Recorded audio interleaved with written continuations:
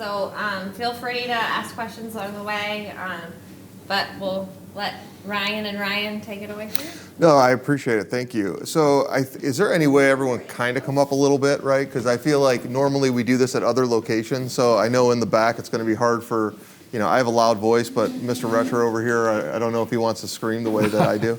But so feel free to come up if you want. But I'm actually excited about today. We've done a few of these, and it's always fun to have unique individuals. And from my perspective, this is the Ryan Retcher show, right? He doesn't talk enough about what he does and his background. It's very difficult to actually, the first time I sat down with you, I was like, holy shit. And then the 15th time I sat down with him, I'm like, oh my God, everybody needs to understand this stuff. And again, it's like being in Columbus, we're a burgeoning, startup community, right? And whether you're a tech startup or whether you're a non-tech startup, there's always been hustlers. There's always been people who've done a really good job here. So I just think that it's, the different types of stories is what you're probably going to get today.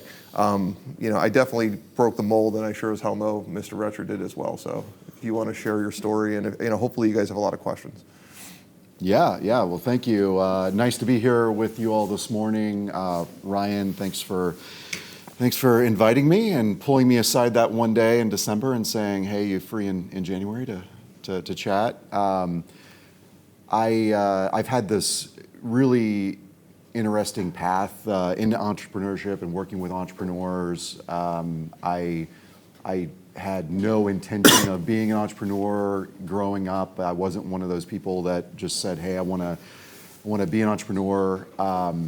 It took an interesting path through education and going through a corporate life. I spent little under 9 years at JP Chase and doing different jobs and careers in corporate finance and commercial banking around the country, and I had a great career on paper, and it was one of those things where I should have been happy, and I never was, and I couldn't figure out why. I remember this one day in particular. I was out in Southern California, and my team and I, we won this big deal, and we worked on it forever, and for probably 2 quarters, and we got it, and we celebrated at lunch, and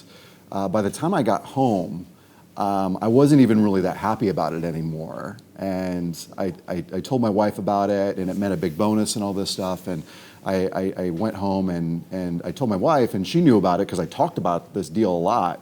And she was like, you don't seem very happy about it. I'm like, it's weird. I don't know why, but I just don't know what I'm doing. I don't, I'm going to wake up tomorrow and I'm going to start this next deal and, or work on this other deal. And it doesn't feel right. And while I was out there, I got really inspired by entrepreneurs, a type of entrepreneur that I hadn't really met before, working primarily here through commercial banking, worked with a lot of, just legacy family manufacturing, warehouse, logistics type of companies, which were great. But it was just, when I was out in California, I met this other type of breed of tech entrepreneur, and sitting down, talking, getting to know them, it was just really inspiring. And so I went through this path of just realizing, oh my gosh, I'm really inspired by these people. I think I should be an entrepreneur. And one thing led to another, and made this decision to move back to Ohio in 2012. And my first foray into entrepreneurship was helping start a venture capital firm. And that is an interesting first way to get into entrepreneurship. Before I was an entrepreneur, I helped start a company that was supposed to help entrepreneurs and raise money for them.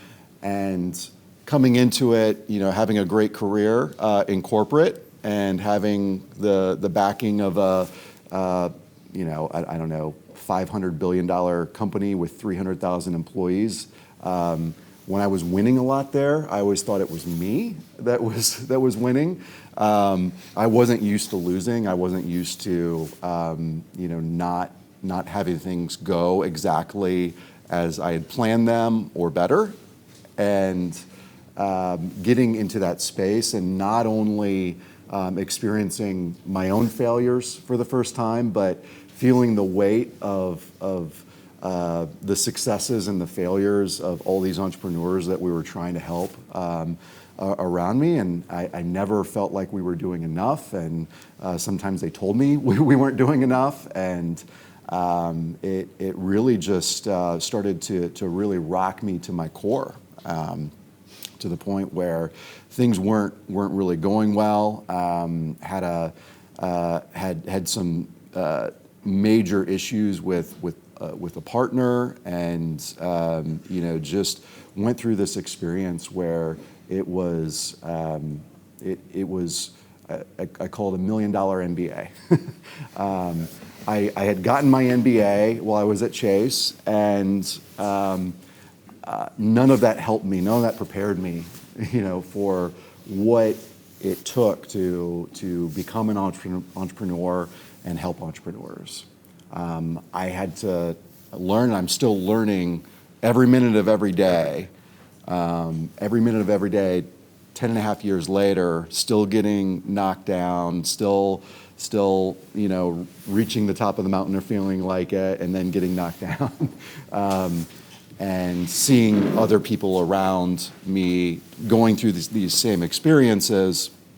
It's been this unique journey. I think, as we've talked, over the past couple of years, I think one of the things that resonates with Ryan and I is, as one of the co-founders of COhatch, COhatch supports entrepreneurs.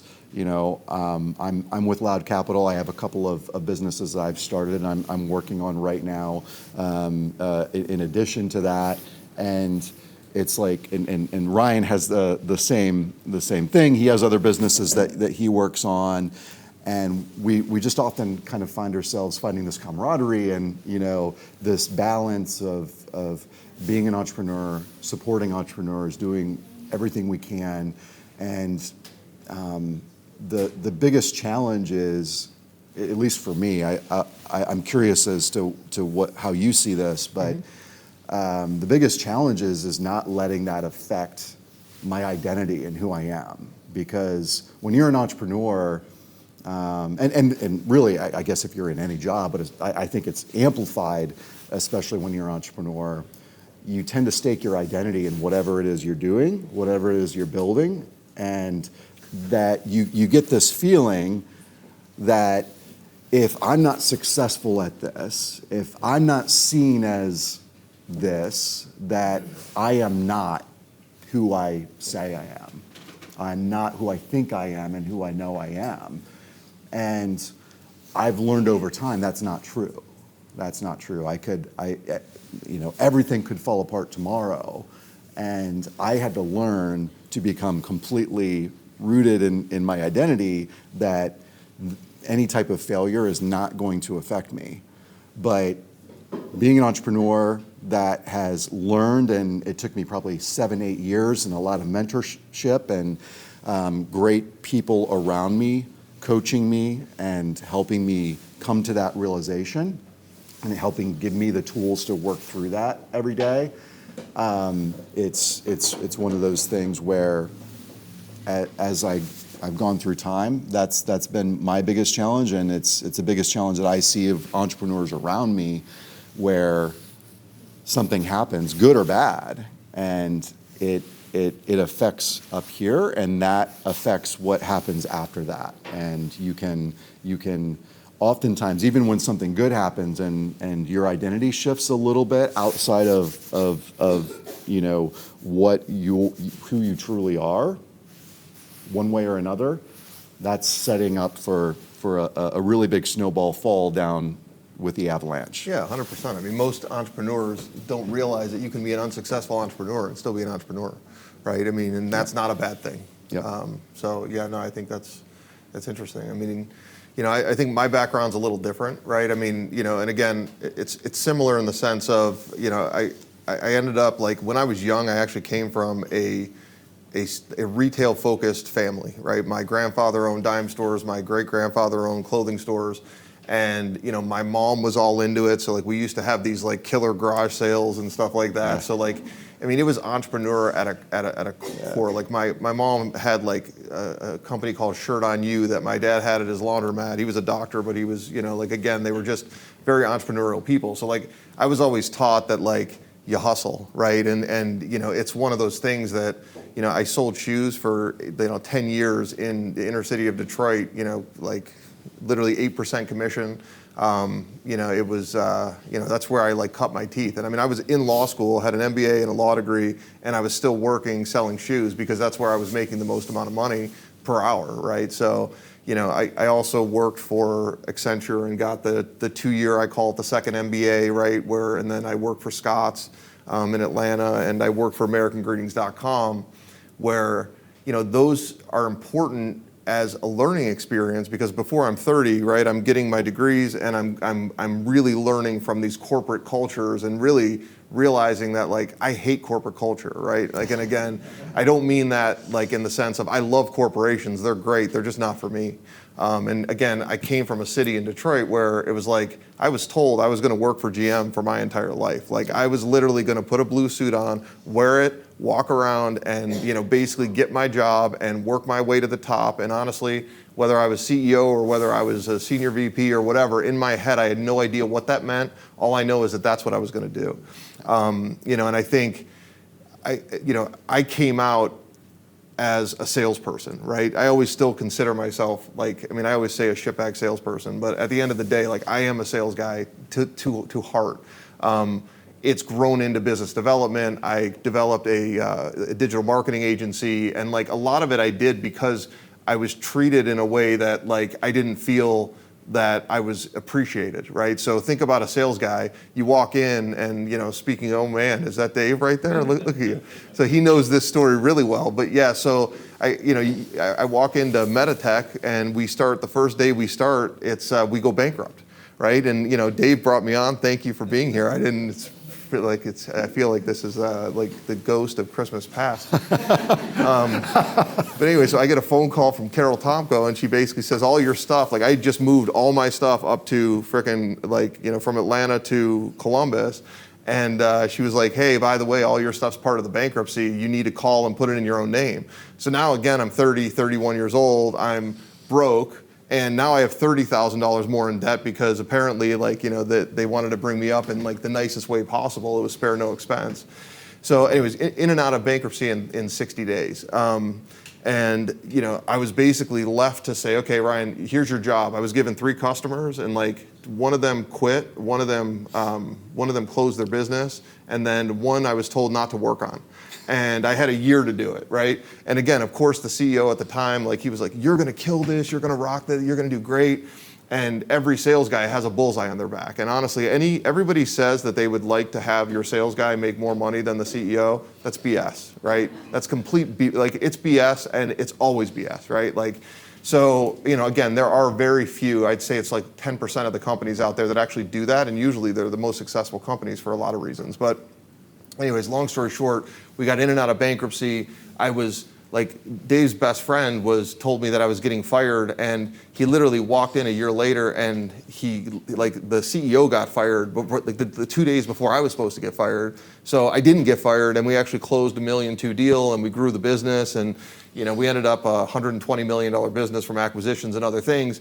And I saw 3 of the, like, COO, the head of sales, and the CFO just basically destroy a company from within.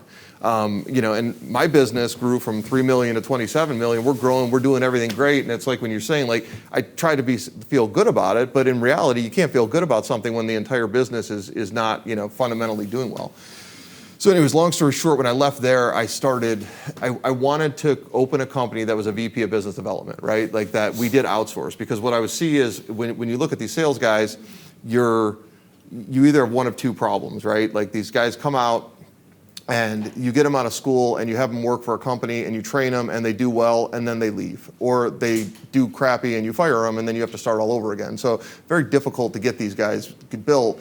So I saw a ton of guys in their 40s and 50s that were really good, loyal guys. And I also realized that, most sales guys don't work that much, right? And again, when I say that, I don't mean that to be like they work hard, but when you're working for a company and your territory's down to this, and you really have about 100 prospects, it's like how many times can you call and email and talk to 100 prospects? So you spend most of your time like justifying your existence in this business.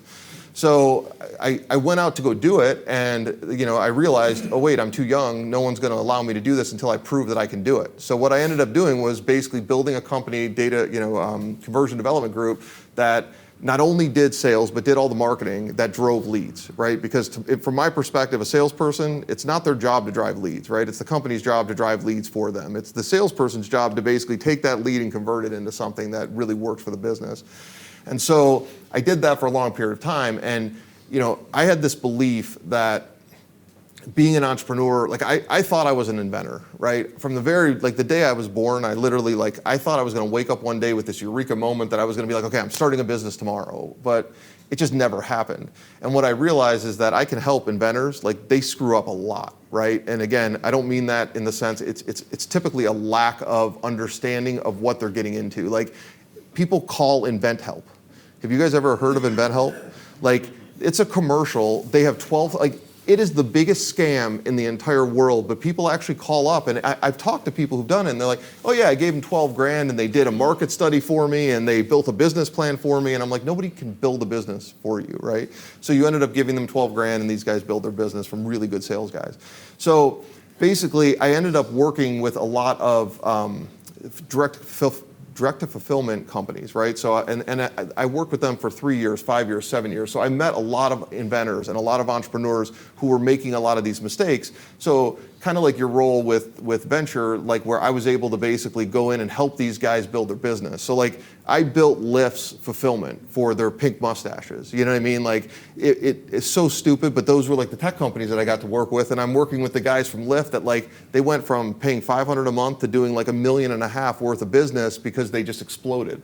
And then I talked to all these guys who were like, I'm a crypto millionaire, and I'm like, what the is a crypto millionaire? You know what I mean? Excuse me. But so all these guys from the coast, they're just speaking a different language than what we're speaking. And it's so anyways, long story short, you get to it. And it was in 15, I realized that if I don't start my own business, I am literally going to be miserable for the rest of my life, right? And not because of the fact that, I don't care about money, honestly. And if you know me, money's important, but the rewards of money is not important. What drives me is helping people build their businesses.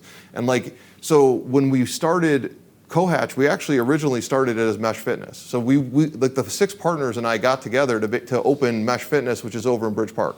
None of us thought that we were ever going to open a co-working space in a million years. And so what ended up happening, if you look at Matt and myself, Matt came from the corporate world. I was our first employee, and we had an extra space that we literally, it was, I don't want to say on the back of a napkin, because Matt's napkin is PowerPoint, because that's the way his brain thinks. But so we started that, Fire Rover. I started with one of my buddies, so I was the first employee. They had invented it, and I was the first person to come on and really start to drive the awareness in the business. And then there was a product called Regrip that I worked with these inventors, and I got it sold to another company. And I was basically told, if I wanted them to invest, I had to come on and actually build the business with them. So 8 years later, knock on wood, right? They're all doing well. But really what I'm most proud of is all of the entrepreneurs that we've helped in COhatch and the makers, and we're talking restaurants, we're talking North High obviously is one of them. A carpenter's son does all of our woodwork. There's a lot of businesses that have built their business here, and that's where, to me, it's been the most fun. And I'll tell you, I don't know about you, but I don't ever want to own anybody else's problems. And we did that in the beginning. So when you're I've been involved in businesses where you're hey, it's my job to make sure this person, when I go to sleep at night, I want to worry about 3 things: COhatch, Fire Rover, and Stick Grip. That's it, right? I have enough things to worry about. I will help people. I will do everything I can to help them build their business and tie them to, and get them resources and connect them. But in reality, the hardest part is that like if I take on a business, I'm literally not sleeping because of it if something's going wrong. Yep. So, I think that's one of the things where like, again, if you're an entrepreneur, you can fail. And I think there's really been too much focus on tech startups, and nothing against tech startups, but it's like winning the lottery, right? Like you create a business, you tell a story, the story, you pitch it 150 times, and you try to get money for it. Like we built COHatch with friends and family money. We have less than 50 investors, and we've raised 60 million. So I'm not saying like there's ways to do it that people aren't doing, and the way that people are being taught are a way that, in my mind, isn't the sustainability that we need to have as as a country, right? Just being, what's going to drive us in the next few years. So, with that, that's kind of my, sort of my story that leads us here, right? And at the end of the day, I still refuse to have meetings and all the other things that kind of go with it. But as everyone's laughing back there, it's like meetings are a time suck. But anyway, so that's our startup story. Are there any questions or anything like that? Any great pieces of wisdom? And is there anyone in back? You guys want to come up? Like, feel free. Like, this is a good time to sneak in there. It looks like it's like packed back there, and like I can see the heat coming in. And feel free to come up. There's a bunch of chairs in the front. At the theater, these are the most expensive seats. Yeah, seriously. Come on up. All right, awesome. Yeah, I have a question. So you mentioned that you ran into troubles with one of your former partners. And so I will say I know several people right now who have time in the game, and they're going through lawsuits with former partners. And so for the people just starting out, what advice would you give to best mitigate those problems and avoid any sort of troubles? Yeah, it's one of those things where I've had the benefit of being around so many people and having to study people. If that's my superpower right now, I can really pretty quickly start to judge not only character, fit, but things like fit, things like resilience, stuff like that. It's not like that, but it took me a long time of investing in people and observing and being partners with different people to decide, okay, here's who I work well with, here's who I don't work well with, here are characteristics of how they handle things. So I guess in that sense, the best piece of advice I would say is don't go quickly into marriage when it comes to probably life, but generally business partnerships. You want to have some level of engagement period where you're dating and you're engaged in a way that's non-binding. And make sure you're going through some experiences with those people that allow you to see how they handle themselves, how they handle the ups and the downs and the in-betweens and the lulls and everything that happens. And, that can come out within a couple of months. Don't sign papers until you have a really good idea. Well, and I think you have to look at that with funding too, right? Because a lot of companies want money so bad, so fast that they're willing to jump in bed with whoever puts an offer in front of them. But dilution is your biggest issue, and the biggest thing that I see from anyone who's running a business is that you got to be passionate about it, right? So at the end of the day, I'm more passionate about a business that I own 99.9% of than I am about one that I own 1% of. So, in theory, if you're doing all the work and you're starting this, right, I understand that you need money, but you got to make sure that you have the right partner, right? And again, that is more important, honestly, that the first funding partner or how you do it. I mean, a lot of people go to friends and family. I don't believe in going to family just because, literally, there's so many things that are going to go wrong, right? We started a product called the iPutter that, this was the most successful little optic that stuck on a golf thing that was a guaranteed hit. It was going to explode. There was no way this wasn't. We got into Sky Mall. We sold 50 grand worth of this $29 product, and Sky Mall went bankrupt. right? So like, again, we did everything right. Like, what else are we gonna do? But I mean, we started with 100 grand in capital and 50 grand of it went to a bankruptcy for Sky Mall. Like, who would have thought Sky Mall would have gone bankrupt, right? Like, so, again, it's one of those that like, you gotta pick your partners and make sure that because you are in bed with them for the rest of your life, right? I mean, and you can't contract it out. You can't contract out that risk. So, I mean, I would say, if you're looking in getting like funding, you can get advice, but getting advice of working like who your partners are on a daily basis, I mean, that's just like, I think you got to try and buy. Yeah. So everyone, let's say we're unlucky enough to have a tech startup, and you mentioned the philosophy of pitching 150 times, getting those big checks, trying to go for that $5 to $50 million check size. Do you have a way to think about the philosophy for how to make a more sustainable business or funding model in this current environment and the expectation? And do future investors see maybe a different way of funding up front? And does that raise eyebrows that we should be careful of as we get down the road? Well, and first let me address, because it's funny what you said, which is true, right? Like, I don't dislike tech startups, right? When I build a business, I want to make money day one, right? So I don't care what the business is. Like Fire Rover, we self-funded it, right? I mean, there was basically $2 million of seed capital, and we had one round, and it's a tech startup, but we have been self-funding it by making money during it. So I think it's the business model, and whether I just don't like the way that we break out tech versus non-tech. And I really truly believe that the non-tech, like 90% of the business that's made in the United States is non-tech, right? Manufacturing and other things. And I feel like we are teaching our kids to, they need to understand what evaluation is. They need to understand what, the different stages are and different rounds are. Like, they need to get that 100%. And it's a great way to start a business, but if you're looking to build a business for your family and a local community, to me, the entrepreneurs that have done really well in Columbus, if I ask a tech startup guy, they're gonna say, it's Root, it's Olive, it's these huge things. And really, I look at it and I go, Charles Pinzone is one of the best entrepreneurs in the city. Cameron Mitchell is a freaking genius, right? So I just feel that nobody talks about the other guys as much. But I think it's like anything else, right? You can make money in a tech startup right away. You just have to maybe you can't scale it to the ability that you want to. And I think the more you have that business and the more you're confident that you actually have a business model that works, the more a guy is the more leverage you have at the table. You walk in with just an idea and you sit down with the VC and they're going to take a lot, right? But if you can sit down and say, hey, I have a business that's actually already making money, and by the way, it's a tech startup and it could scale. I think that, and again, that's my opinion, but what do you think?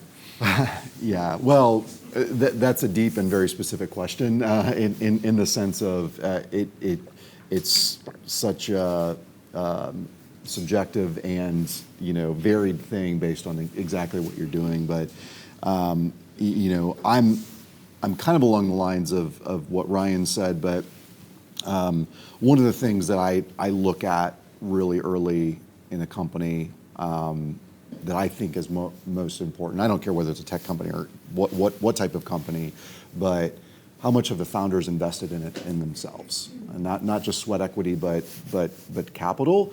And by capital, that also can mean, it doesn't necessarily mean what have you put into the business today, but what are you able to? What's your runway personally? Because a lot of times personally, that's what ends up really killing a business, is when, what I was talking about earlier, when you as a founder or a founding team are emotionally drained and your personal stuff is what impacts the business. Money, when you're personally out of money and you are personally vested in, I have to get this investment from this, and Ryan mentioned earlier, I have to take this money. It's stupid for me to take this money, but I have to take it because I've got to survive. Now, I know it's impossible to always avoid those type of situations, but when you as founders are in a good financial position to weather whatever storm you have to, that's a tenet of I believe starting a company and building it, because that's if I didn't have that when I first started, and I was blessed and privileged to have been able to build up financial resources. I burned through them in 5 years, and like Ryan said, I was broke after 4 years, 4 years.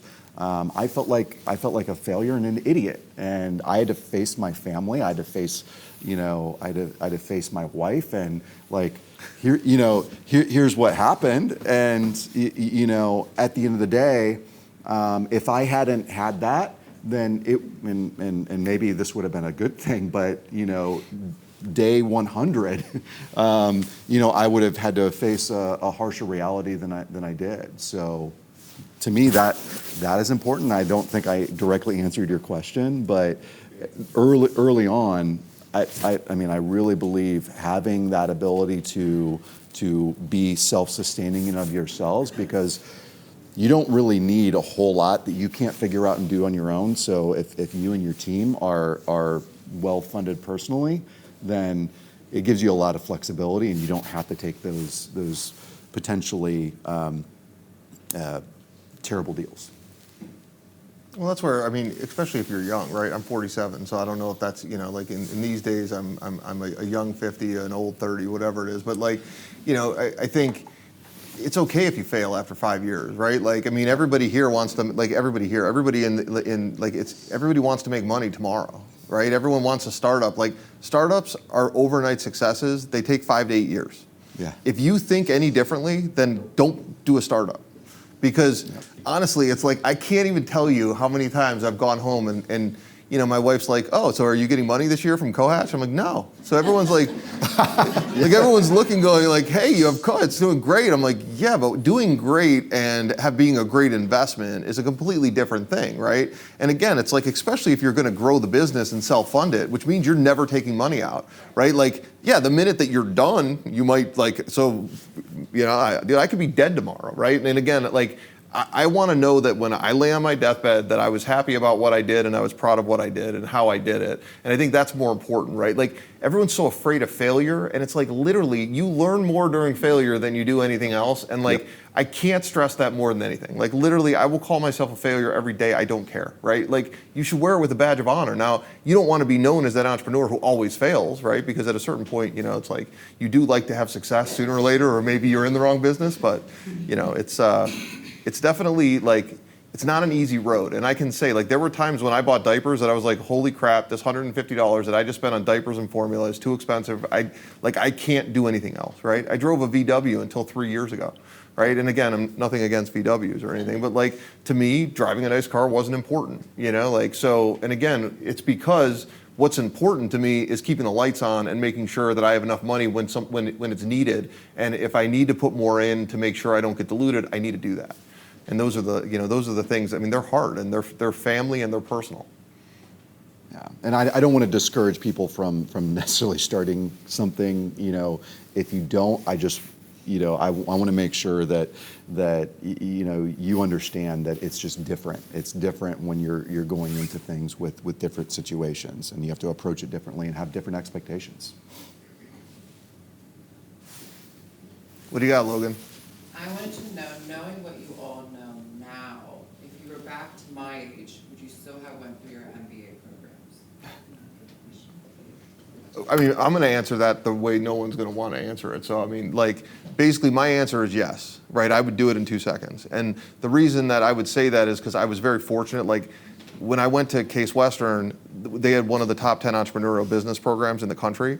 And what I can tell you is that I didn't want to get a law degree, but I got one anyways. So getting the MBA was my savior, right? Because it was weird. I used to walk into business school. I had a 4.0. I graduated. I would do well in everything. And then I go into law school and I was literally the dumbest person there.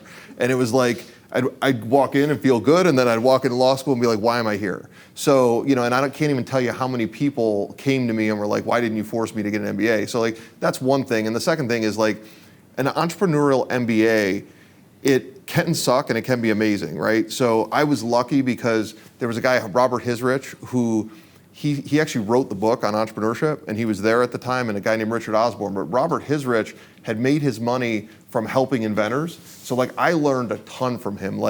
he had this like diabetic salt that like he would walk through this thing, and like the guy who created it made no money, got diluted, all these other things, and like he would walk through all that, and like he created the rainbow sticker that is in Florida so that birds wouldn't hit, like the glass, and it exploded in the early 80s. So like he had done so many different businesses that it was just like, I felt it was a really good use of time, and I was able to fail a lot during that time, right? Like, and just learn. But anyways, I mean, Yeah, I mean, traditional.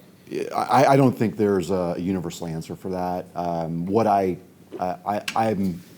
an education innovation advocate, and I have a business that I've been building over the last couple of years that is in this space. And I'll tell you what I tell everyone that asks me that question. It depends on you and what you want to get out of it. We developed this culture and mindset around higher education over the last probably 50 plus years, that it is a milestone to go get those type of things, to go get a master's degree, to go get whatever it is. But so many people do that just because they're expected to do so, or they think that they're expected to do so, and they don't have or you don't have a personal reason to go do it. If you have a goal that you want to accomplish by going and learning something that will happen through that program, and you dig into that program and you understand that they are proven to help students learn the things that you want to learn and experience and discover and have outcomes, then those are the decision points. So I can't say yes or no, but we all have to relook at how we examine those type of decisions, especially with the costs at what they're at right now. I've got a 13-year-old daughter that comes home from school every day talking about expectations of going to college. She's 13 years old. She's in 7th grade, and she's already hearing every single day, "You've got to prep for college. You got to prep for college."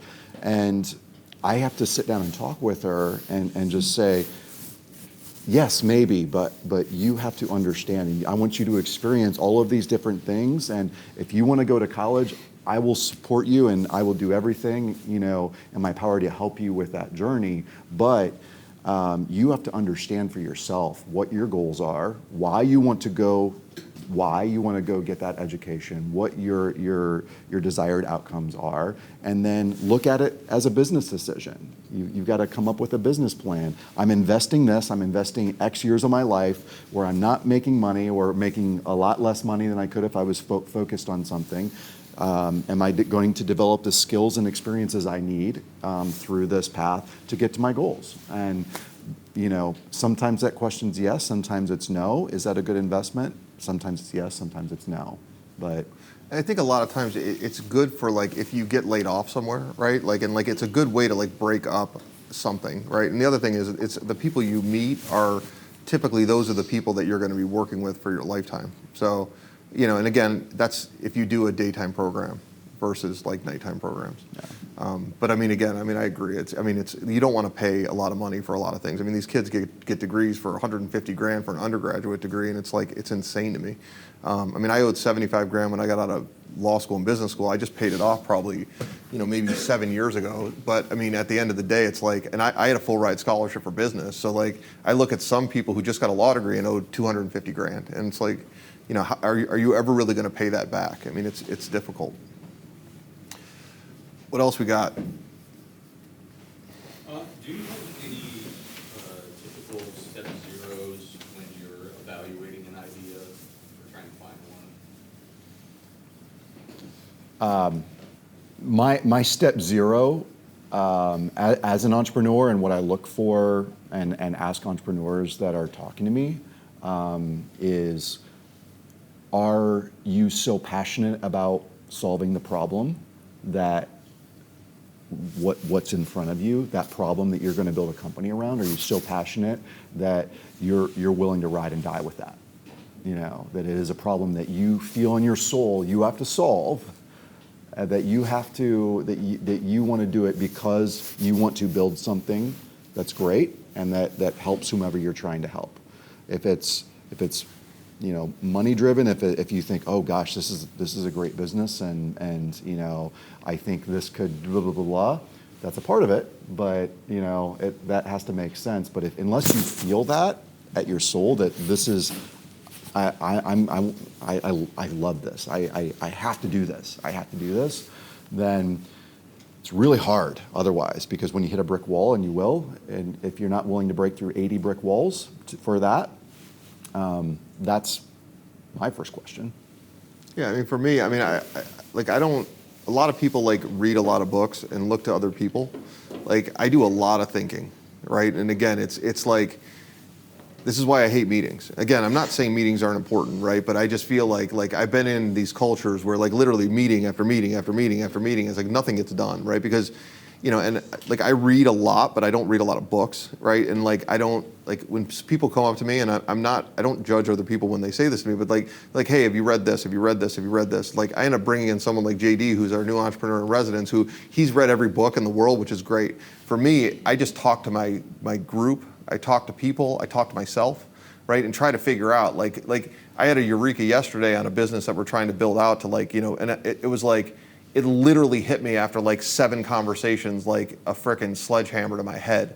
And I called up Matt and I was like, hey dude, I'm thinking about this completely different. And again, now I know what I didn't know before. And I think that's, a lot of times, when I go to a company, I used to tell people I wouldn't talk for 90 days. Because at the end of the day, whatever I say in the first 90 days is BS, right? After 90 days of me interviewing and talking and learning and understanding and getting to understand the culture, in 90 days, I'll tell you everything you want to know. You'll never hear me shut up. But the first 90 days, honestly, if I talk, it's because I'm saying something that I really don't understand.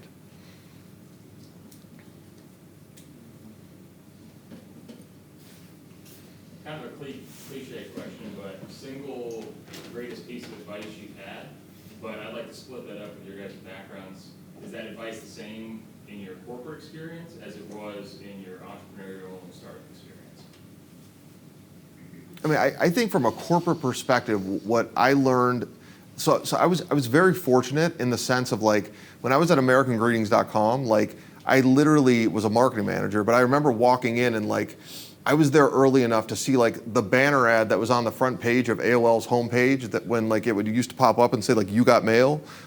I ran into my boss's office and I was able to say hey, we looked at all this data, and by the way, if you get this banner ad on the front of AOL's homepage, we get a lot of visitors. This is freaking insane. And someone was like, hey, let's look at this. Let's look at that. So it's you need to be they call them change agents, they organizational behavior, whatever it is.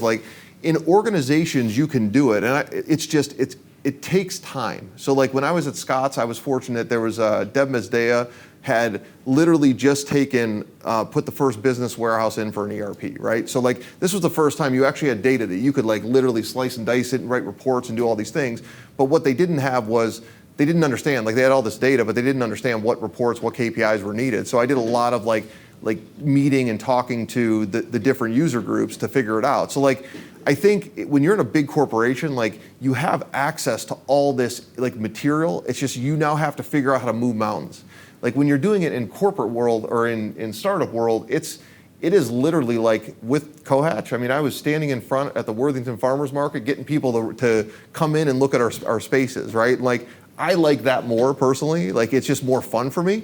But some people are really good at corporate world. And again, I don't JD's really detail oriented. Dave DeBose over here, this is a guy that he's detail oriented. I am not. We work together on supply chain on things, and I think this. So I think there's looking and building a group and making sure that you don't build a team of yourselves, because unfortunately it's if you build a team of all yourself, you're literally destined for failure. Yeah. What do you think, bud? Yeah, I actually am kind of, again, along the same lines. I think we think alike, but corporate and being an entrepreneur, you have to strive to be surrounded by smarter people than you, and you have to be okay with that. You can't have ego about I have to be the smartest person in the room. I have to have all the answers. In my corporate experience, I always felt like I was the smartest person in the room, but I never was. I was willing to work harder than 80% of the other people. And that gave me a misnomer of thinking that I was smarter than I actually was. And I felt going into entrepreneurship that I was smarter and that I always had to be. And so I overcompensated for that. And then I learned the hard way that, gosh, I shouldn't be the smartest person in the room. I should learn to shut up and find people that know a lot more than me and listen to them and ask a lot of questions and ask for help.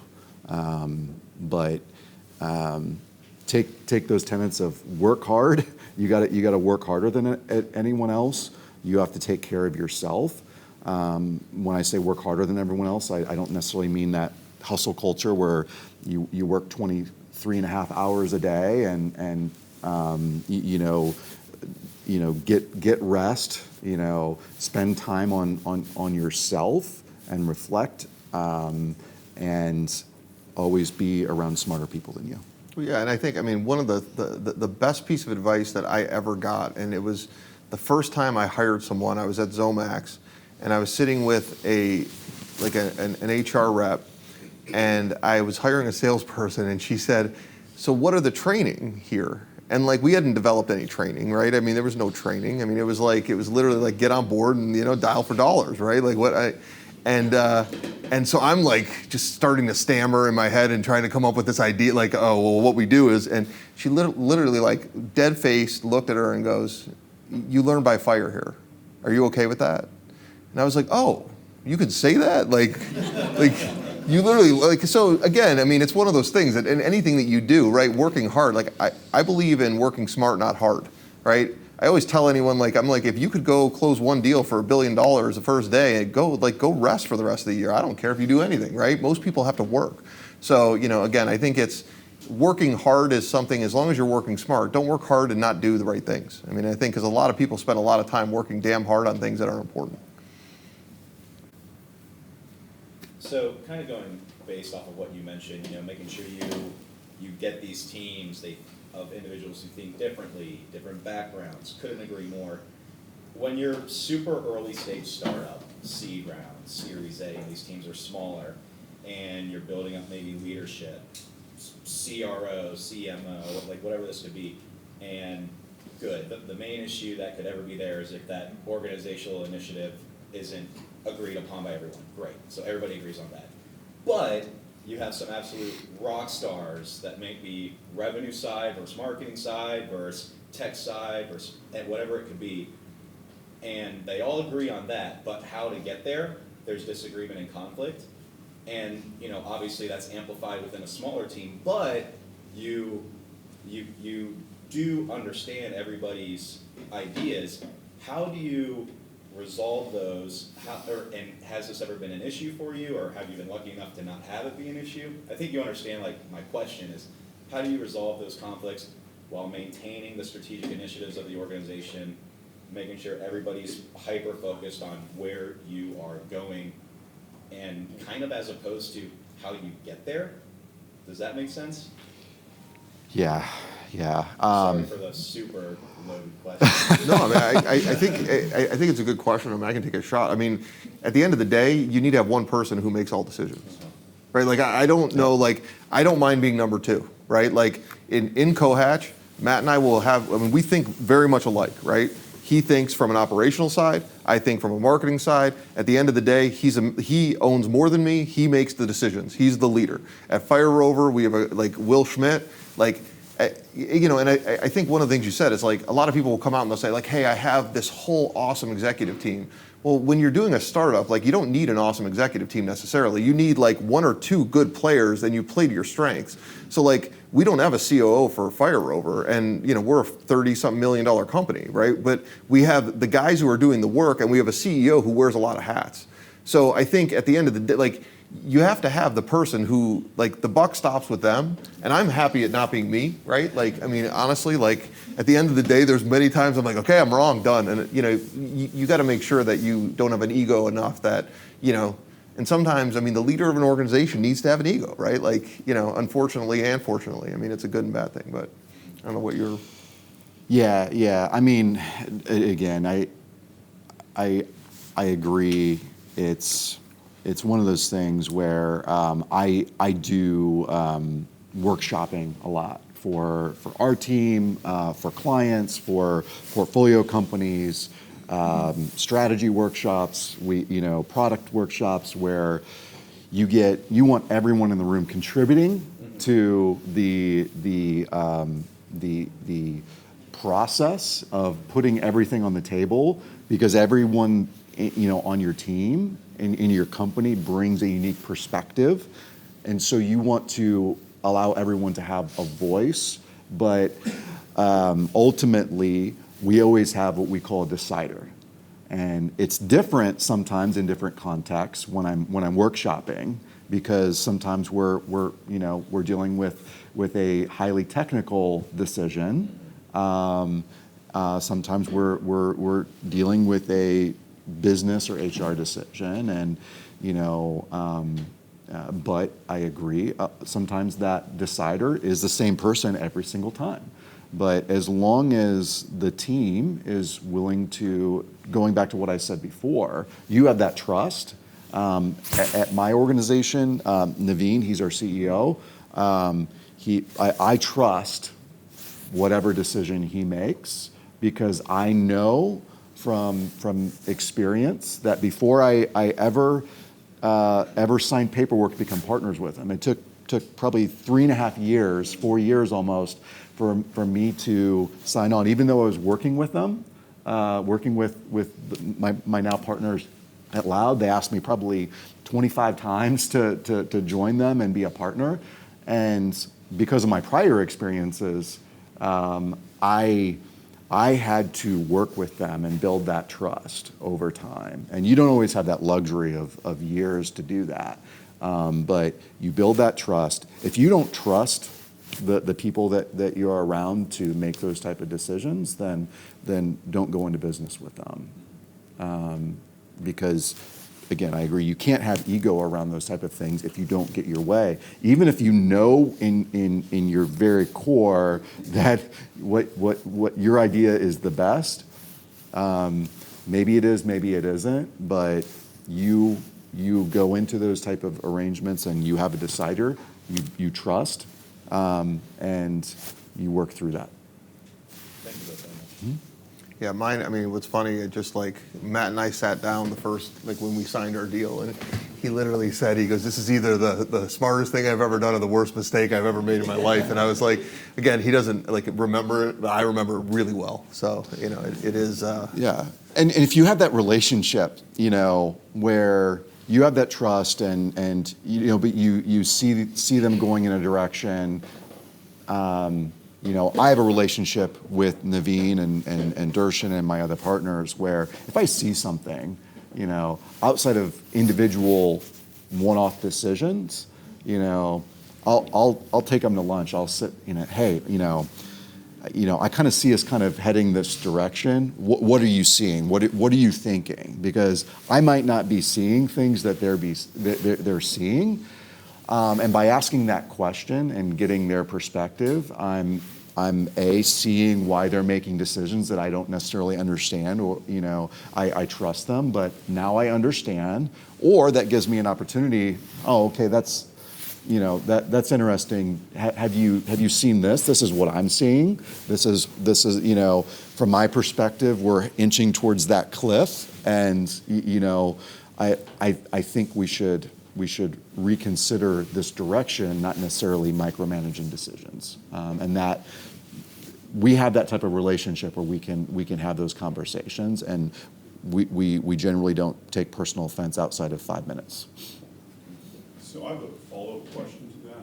So I'm just getting started out, and I'm wondering, like, how much of your decisions are based on intuition? Because I kind of have this thinking where every decision should have a return on investment of value associated with it, and a set of costs and benefits that can be objectively stated. So like when you're in a group setting and you have all these people with different ideas, well, if they just simply list the objective cost and benefits of each decision, then you'd be able to calculate it based on that. But the problem with that is going to lead to analysis paralysis, because there's just so many variables. Like, you can't really know the cost and benefit of everything. So in your experience, like, what's a good level of, you know, I'm going to do the cost and benefits of this decision, but when do I stop and trust my gut before I like spend years and years just getting obsessed about the million different directions? So like I have a word that I feel like I coined called stratactical,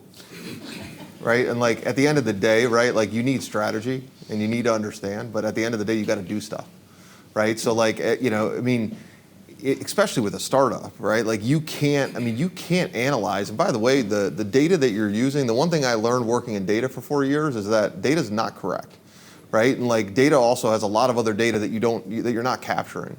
So if you can't, I mean, any good businessman is going to go in, businesswoman, sorry, like I just make sure that I'm politically correct in that. But like, you know, it's what you think is right is what you need to do. But you actually have to do stuff, because you're better off, like, I mean, people will say in sales, 90% of the work that we do in sales is literally like thrown up against the wall and wasted. But you can't get to that 10% without it. So you want to win that big deal, then, you know, so from my perspective, it's like, you can't overanalyze frickin' everything. You also can't just make dumb decisions and rash decisions every single day. But like, you know, there's Chad Justin has like the clear packs that he has out there, and like, you know, it's funny because he was part of a pitch competition that we did in Dublin, and you know, I had talked to him early on. We gave him a boost scholarship. And he said to me, he's like, you know, one of the pieces of advice you gave was really good. And I was like, oh, great. Like, what did I say that was so good, you know? And like, he basically said, just focus on things that have revenue, right? Like, focus on sales.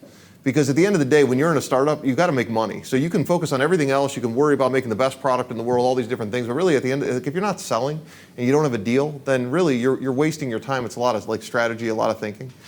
So, I mean, from my perspective, it's like if I was in an organization where someone said to me that I had to break out all cost and analysis on every single thing, I would literally fail.